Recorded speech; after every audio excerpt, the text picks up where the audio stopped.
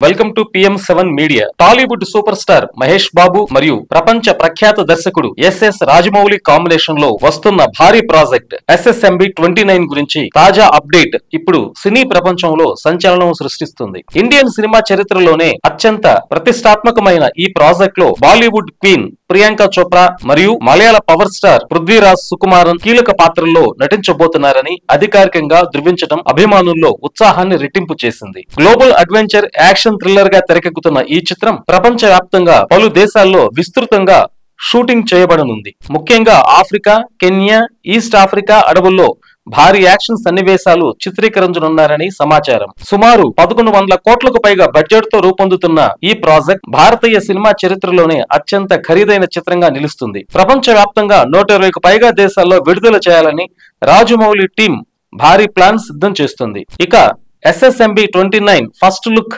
November 2025లో విడుదల కానుందని రాజమౌళి స్వయంగా ప్రకటించారు. రాజమౌళి మహేష్ బాబు కాంబినేషన్ అనగానే ప్రేక్షకుల్లో ఉత్సాహం మరింత పెరిగింది.